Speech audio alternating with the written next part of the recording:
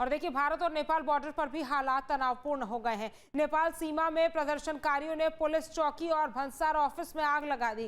घटना के बाद दोनों देशों की सुरक्षा एजेंसियां अलर्ट हो गई है। भारतीय नागरिकों की नेपाल सीमा में एंट्री पर फिलहाल रोक लगा दी गई है।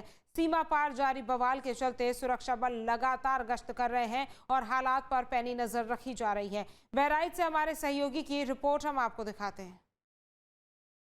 नेपाल में अशांति के माहौल को देखते हुए उत्तर प्रदेश के उन जिलों में हाई अलर्ट घोषित कर दिया गया है जिन जिलों की सीमाएं नेपाल से मिलती हैं। और इस वक्त मैं बहराइच जिले में हूं। बहराइच का ये रुपैडीहा बॉर्डर है और यहीं से नेपाल की सीमा शुरू हो जाती है और यहीं पर भारत की सीमा खत्म होती है। हालांकि जिस तरीके से नेपाल में हिंसा हुई और जो उपद्रव हो रहा है, जिस तरीके से प्रदर्शनकारी लगातार सरकारी संपत्तियों में आग लगा रहे हैं, उसको देखते हुए यूपी पुलिस की तरफ से जो अलर्ट जारी किया गया है, न सिर्फ रुपैडीहा बॉर्डर, चाहे हम सोनवली बॉर्डर की बात करें, सिद्धार्थनगर जिले की बात करें, बलरामपुर की बात करें, या जो भी जिन जिलों की सीमाएं नेपाल से मिलती हैं, वहां पर इस वक्त पुलिस बलों की भारी तैनाती देखने को मिल रही है। चूंकि डीजीपी ऑफिस की तरफ से साफ निर्देशित किया गया है कि इन सीमाओं पर एसएसबी के साथ साथ जो यूपी पुलिस के जवान हैं उनकी भी भारी तैनाती होनी चाहिए। और वैसे में आप देख सकते हैं कि यहाँ पर चूंकि आमतौर पर जो सीमा सुरक्षा बल के जवान होते हैं उनकी भारी तैनाती होती है, लेकिन इस वक्त आपको यूपी पुलिस के जो जवान हैं, जो यूपी पुलिस के अधिकारी हैं, वो भी यहाँ पर आपको नजर आएंगे। क्योंकि मुख्यमंत्री के निर्देश पर ये डीजीपी ऑफिस से कहा गया है कि जब तक स्थिति सामान्य नहीं हो जाती है, यहाँ पर पुलिस बलों की भारी तैनाती होनी चाहिए। और जो सीमा सुरक्षा बल के जो जवान हैं, जो अधिकारी हैं, यहाँ पर आपको मुस्तैद नजर आ रहे होंगे। क्योंकि अगर हम इस वक्त नेपाल की बात करें तो नेपाल में चारों तरफ अशांति का माहौल है।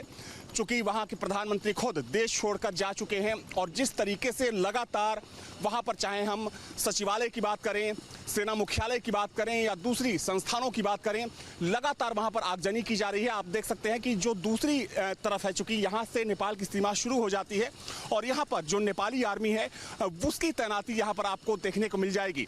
देखा जाए तो इस वक्त नेपाल को पूरी तरीके से नेपाली आर्मी ने अपने कब्जे में ले रखा है। क्योंकि अब तक देखा जाए तो कई दर्जन लोगों की मौत इस हिंसा में हो चुकी है। चारों तरफ अशांति का माहौल है। हालांकि लगातार दूसरे देशों की तरफ से प्रदर्शनकारियों से और नेपाल के लोगों से अपील की जा रही है कि बातचीत से इस समस्या का समाधान निकालने की ज़रूरत है। क्योंकि हिंसा इसका हल नहीं हो सकता है। बावजूद इसके अभी भी जो नेपाल है, कहीं ना कहीं नेपाल जल रहा है। हालांकि इसको शांत करने की लगातार कोशिश भी की जा रही है। वीडियो जर्नलिस्ट दीपक राणा के साथ अविनाश सिंह, न्यूज स्टेट, रुपैडीहा, बहराइच।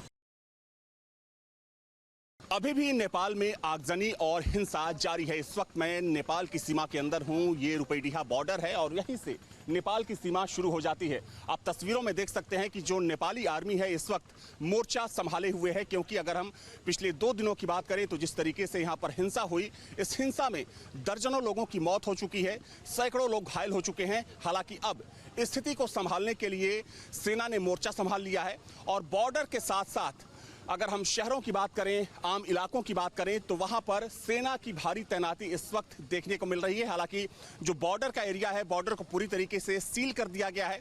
यानी कि यहां से ना तो कोई नेपाल के अंदर जा सकता है, यानी कि भारत से ना तो कोई नेपाल के अंदर जा सकता है और ना ही नेपाल से कोई आ सकता है। चूंकि सुरक्षा के लिहाज से ये कदम दोनों देशों की तरफ से उठाया गया है।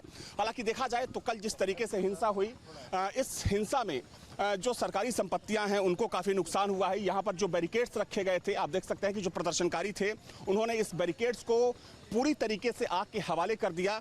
इसके अलावा जो टूरिस्ट गाइड सेंटर होता है वहाँ पर भी जमकर तोड़फोड़ की गई। आप मेरे लेफ्ट हैंड साइड में देख सकते हैं कि जो टूरिज्म इंफॉर्मेशन सेंटर है उसको भी तहस नहस कर दिया गया। इसके अलावा भंसार का ऑफिस, भंसार वो होता है जब आप भारत से नेपाल में जाते हैं तो 1 दिन, 2 दिन, 3 दिन, 4 दिन का भंसार कटता है। भंसार ऑफिस को भी पूरी तरीके से आग के हवाले कर दिया गया। हालांकि आप यहां से जैसे ही थोड़ा सा आगे बढ़ेंगे, आप सामने देख सकते हैं कि वहां पर बैरिकेड कर लोगों को रोक दिया गया है ताकि जो प्रदर्शनकारी है वो वहां से आगे की तरफ ना बढ़ सके। कुल मिलाकर कह सकते हैं कि अभी भी नेपाल में जो स्थिति है पूरी तरीके से अनियंत्रित है। हालांकि जो प्रदर्शनकारी हैं वो अलग अलग शहरों में प्रदर्शन कर रहे हैं।